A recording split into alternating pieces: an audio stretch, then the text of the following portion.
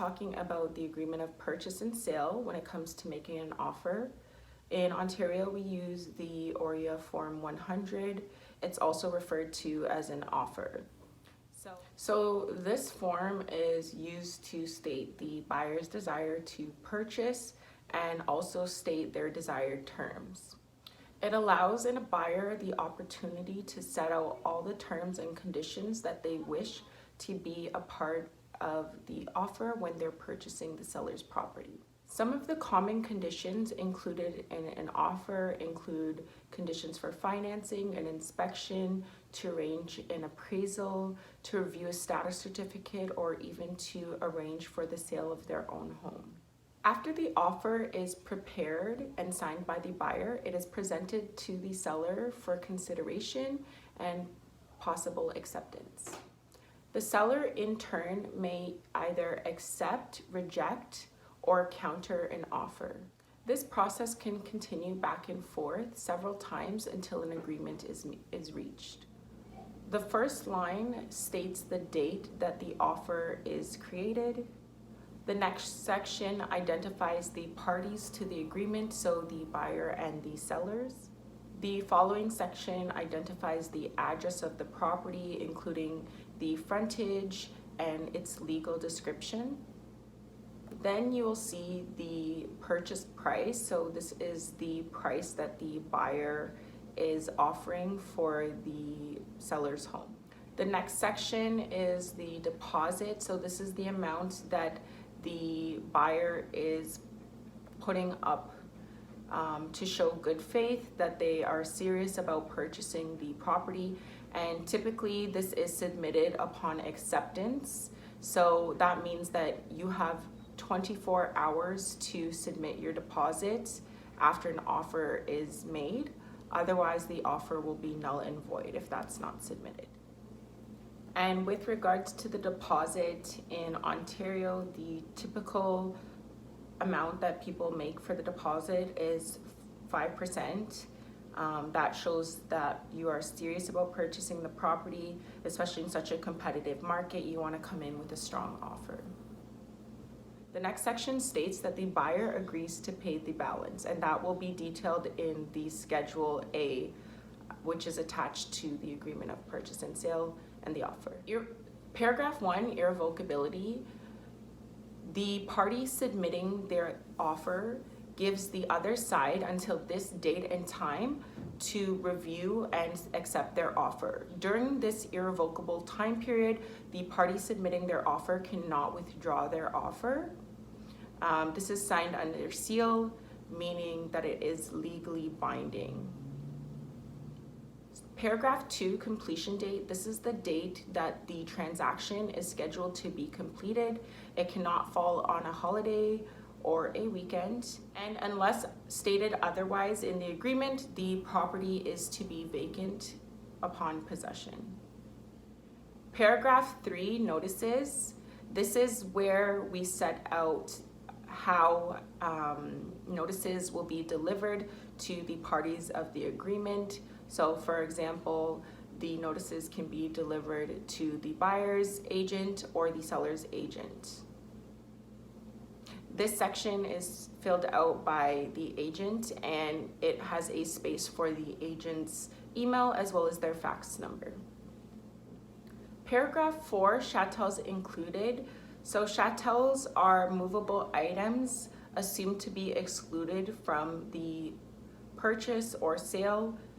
So in this section, the buyer and buyer's agent would list out in detail what they would like to include in their offer or include in their purchase. So these can include items like washers and dryers, refrigerators, stoves, and dishwashers, and so on and so forth. To avoid any conflict or disagreements later, it's very important to write down, specific makes and models, even serial numbers in this section.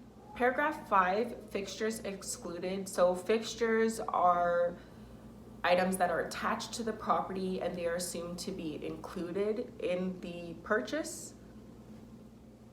So if the seller wished to exclude an item, this is where they would detail those items. So for example, a chandelier in the dining room. And paragraph 6, rental items. So this issue has become more common recently. There are a number of items that may not be owned by the seller on the property, and this is where they will be detailed and disclosed by the seller. Examples of items that can be leased or rented are hot water tank rentals, HVAC equipment, furnaces, alarm systems, things like that. It's also important to note that these rental items are not included in the purchase price. Paragraph 7, HST. So this section details how the harmonized sales tax, or HST, will impact the purchase price of the property, if at all. Paragraph 8, title search. There are a number of items that a lawyer may need to review before the transaction closes. So this section is where you set the date and the time for that search to be completed. So this can include items like a title search or searching work orders. Also, if there's any outstanding mortgages on the property or liens. In this section, you will also indicate the current zoning of the property. The reason being is that your lawyer is going to search and ensure that this use is still permitted. So for paragraph 9, future use. This paragraph sets out that the buyer is entitled to whatever the agreement provides with regards to the use of the property. So if the buyer intends to use the property commercially or for any other reason in the future, there are no assurances that the buyer will be able to do that.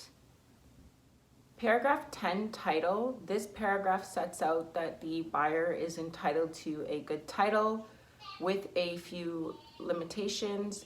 So the property would be subject to a few minor easements, including for gas, hydro, water, and so on. The buyer will also have to accept restrictive covenants that come with the property. So these can just be local municipal bylaws or rules, such as parking rules and noise rules, things like that. Paragraph 11, closing arrangements. Most transactions in Ontario are completed electronically, so this paragraph sets out how the closing is to be accomplished. Paragraph 12, documents and discharge. So the seller, upon closing, is to deliver a number of items to the buyer, such as titles and surveys, deeds. In the event that the property has a mortgage on title with a chartered bank, trust company, credit union, etc., it will most likely not be discharged before or on closing.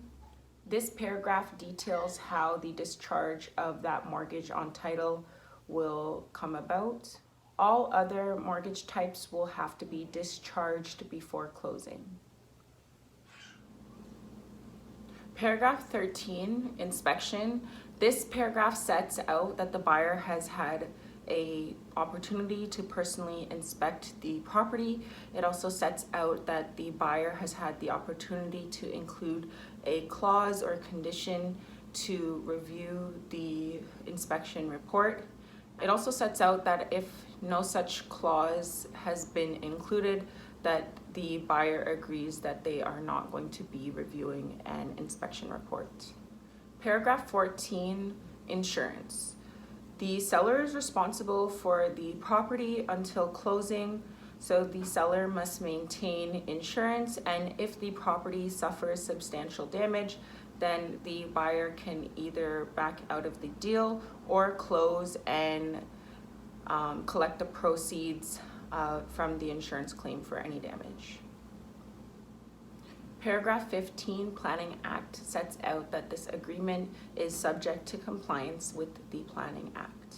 Paragraph 16, document preparation, sets out that the preparation of the deed is to be done at the expense of the seller, and any mortgages that are to be given back are to be at the expense of the buyer. Paragraph 17, residency. The Income Tax Act has a section in it to address a non-resident seller selling a property. To ensure the appropriate taxes are paid, this paragraph discusses the options in a real estate transaction. Paragraph 18, adjustments. Upon closing, there are a few adjustments that need to be made, such as prorating property taxes. This clause lists the usual adjustments and provides that the buyer will be responsible for the adjustments and costs, including the day of closing. Paragraph 19, property assessment. The property may be evaluated and reassessed on an annual basis. The buyer and seller agree that they will not hold the real estate companies accountable when any change takes place. Paragraph 20, time limits. Time is of the essence in real estate transaction. This provision sets out that time limits shall be adhered to. Paragraph 21, tender. Each side must demonstrate that they are ready, willing, and able to close and complete the transaction. For the buyer, generally, they must be able to produce the money to close the transaction, and for the seller, they must be able to produce and provide the deed and keys. Paragraph 22, Family Law Act. The seller is warranting that they have complied with the Family Law Act insofar as it relates to spousal consent, and that no other spouse has any type of claim to title other than the spouse who has signed the spousal consent section of the agreement. Paragraph 23, UFFI, the seller is consenting that they did not install any urea formaldehyde foam insulation and that there is none in the building so far as they know. Paragraph 24, legal, accounting, and environmental advice. This clause states that the information given to the buyers or sellers with regards to the property is not considered legal, accounting, or environmental advice. If these factors impact the transaction or valuation, the seller or buyer should seek professional advice. Paragraph 25, consumer reports. The following paragraph notifies the buyer that a personal or credit report may be obtained or referred to. Paragraph 26, agreement in writing. If there is a conflict or discrepancy between any of the preset or pre-printed clauses and anything that has been added, then the added sections or added conditions will supersede the preset clauses. Furthermore, this section sets out that there are no other agreements between the buyer and seller other than those contained within this agreement. Paragraph 27, electronic signatures. This provision ensures compliance with the Electronic Commerce Act in that it is necessary that the parties are in an agreement and consent to the use of electronic signatures. Paragraph 28, time and date. Times and dates within the agreement are determined by the location of the property. Paragraph 29, successors and assigns. In the event that one of the parties to the agreement dies before the transaction closes, their successors and executors are bound by the terms of the agreement. The next section is where the buyers will sign under seal and date the agreement. The next section is where the sellers will sign under seal and date the agreement. Spousal consent, this section is where the spouse will sign if their consent is required for the sale of the property. Confirmation of acceptance, this line is signed by the last person to finally agree to and accept the terms of the agreement. Information on brokerages, so this section indicates the names of the brokerages involved in the transaction and also the names of the salespersons who are representing the brokerage. And acknowledgement, so this section is where both the buyers and sellers acknowledge that they have received a copy of the final agreement of purchase and sale, and they also consent to the agreement being forwarded to their lawyers. The commission trust agreement, so this section is for the brokerages that are involved in the transaction. It's signed by the salespeople who are representing the brokerage, who will be receiving a commission. It's just required so that anyone involved in the transaction can receive a commission. And finally, Schedule A, so this section is where anything that needs to be added to the agreement, any terms or condition or clauses, will be added to this section of the agreement. And then also this section agreement sets out in detail how the balance will be paid for the sale. And that's about it. I hope that I was able to explain everything very clearly. And if you have any questions about the agreement of purchase and sale or the offer process, please reach out to me. And also I will leave a few links below, including a link to my Calendly, which is my booking software, if you have any questions for me or would like to meet with me. Also, I will be linking below the link to my buyers and sellers questionnaire, which is a quick way to get started with me, so please fill that out.